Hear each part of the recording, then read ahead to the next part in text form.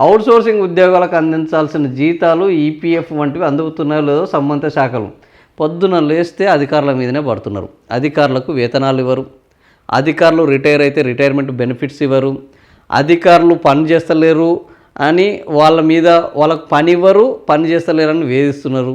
So ఈ రకంగా అధికారులకు పదోన్నతులు లేవు ఇప్పటి వరకు. అధికారుల మీద కేసులు వస్తే వాటిని పట్టించుకున్నది లేదు. ఈ రకంగా అధికార యంత్రాంగానికి ఉత్సాహపరిచే ఒక్క కార్యక్రమం చేయకుండా పని చేయాలి నిర్లక్ష్యం చేయొద్దు, పని చేయాలి నిర్లక్ష్యం.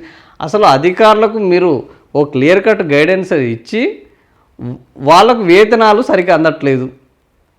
మీరు వస్తే 1వ తారీఖు వేతనాలు ఇస్తామన్నారు, 1వ తారీఖు 1 నెల 2 నెలలు ఇచ్చిండు, ఆ తర్వాత కథం మళ్ళా ఏ మాట అంటే ఎప్పటాట అన్నట్టు తయారైంది.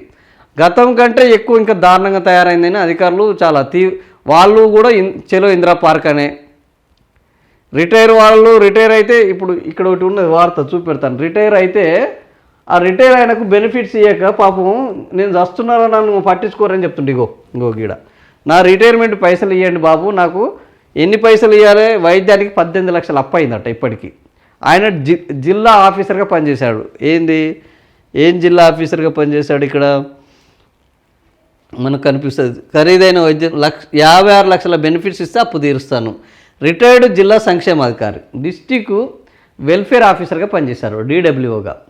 డిస్టిక్ వెల్ఫేర్ ఆఫీసర్గా పనిచేసిన ఆయనకి ఈ పరిస్థితి ఉంటే పేగు క్యాన్సర్ వచ్చింది, ఆయన మృత్యుతో పోరాడుతున్నారు. బెనిఫిట్స్ కోసం 10 నెలల నుంచే ఎదురు చూస్తున్నాడు. సో చేతిలో చిల్లు గవ్వలేదు, కీమోథెరపీ చికిత్సకు దూరం అయ్యాడు. ఇప్పుడు కీమోథెరపీ కూడా చేయించుకునే పరిస్థితి లేదు. ప్రభుత్వం తన పానాలను నిలబెట్టాలని అడుగుతున్నారు.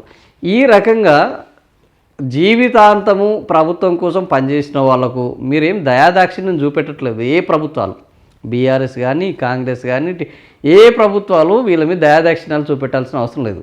వాళ్ళకు రావాల్సిన హక్కు బెనిఫిట్ రిటైర్మెంట్ వాళ్ళు దాచుకున్న సొమ్మును వాళ్ళకి ఇవ్వమంటే వాళ్ళను తిప్పికాయలు చేస్తున్నారు. వాళ్ళ యొక్క చెప్పులు అరిగిపోయేటట్టు చేస్తున్నారు, కానీ రూపాయి మాత్రం విదల్చడం లేదు.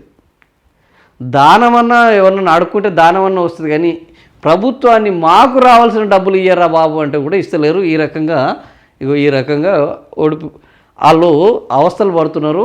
ముఖ్యమంత్రి రేవంత్ రెడ్డి మాత్రము ఈ రకంగా మీరు మాత్రం పని చేయాల్సిందే నిర్లక్ష్యంగా వ్యవహరిస్తాయని 2 ఏళ్ల తర్వాత సమీక్ష పెట్టి చేస్తున్నారు.